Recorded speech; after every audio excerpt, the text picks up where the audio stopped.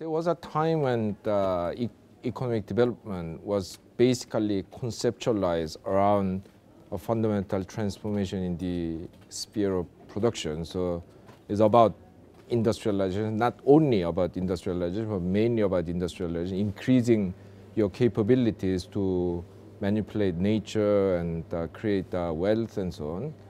Now, unfortunately, in the last 3 decades or so, that part of the story has been almost surgically removed from mainstream development discourse. So it's all about poverty reduction, all about basic needs. I mean, not that those are wrong things, I mean, but they are just the kind of one aspect of the development story.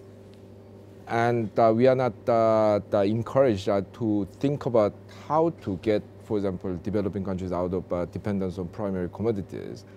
We are warned against that developing countries trying to transform their productive structure through deliberate industrial policy, including protectionism and things like that.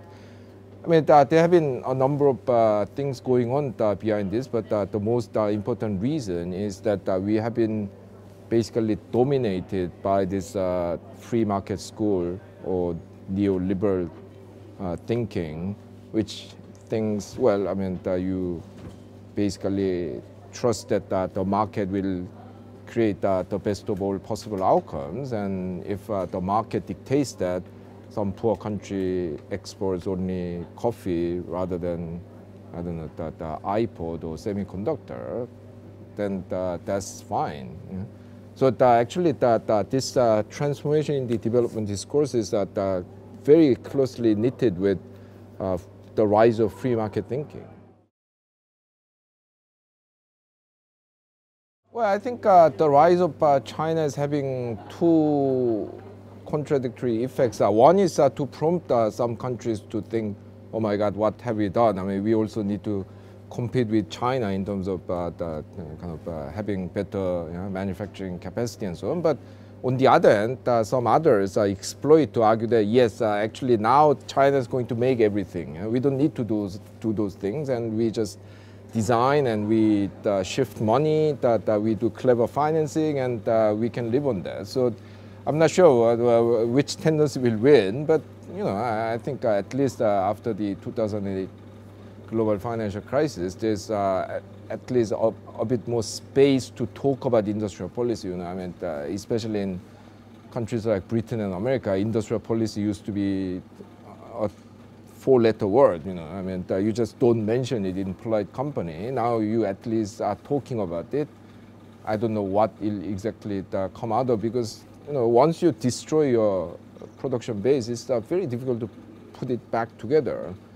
And since this requires a lot of effort, since it requires a lot of short-term sacrifice, since it affects a lot of, implies that offending powerful financial interests and so on, it's not clear whether this will be taken up. But who knows? I mean, in the end, the policies are decided on the street. I mean, in democracies at least, that if people want something badly, they'll eventually get it. It might take 10 years, 30 years, 40 years, but so my hope is in the ordinary people wanting better jobs, wanting more secure jobs, wanting better life and so on.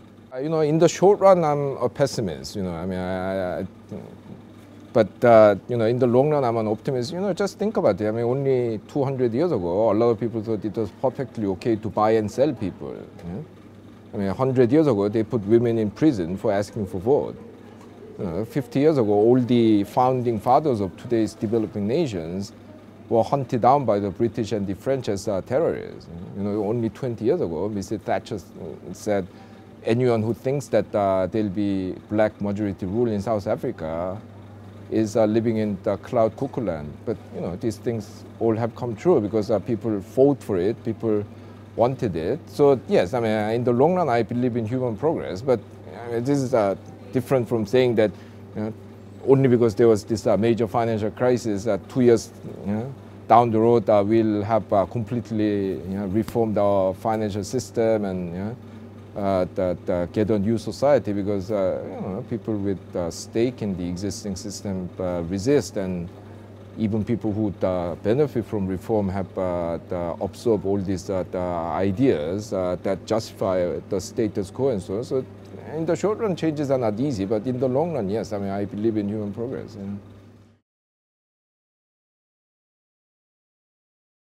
I have not been directly involved in the post-MDG conversation, but I mean, whenever I have a chance to talk about it, I emphasize that we need to talk about jobs and production.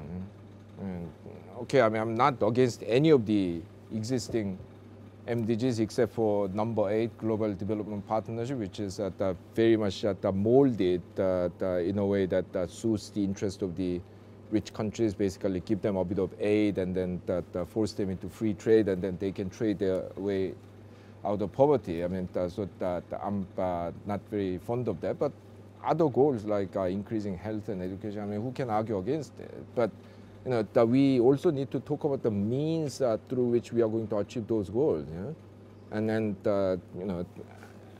at the base that you need to talk about transformation of the productive structure, and as a link between that and individuals, you need to talk about jobs, quality of jobs, not just the quantity of jobs.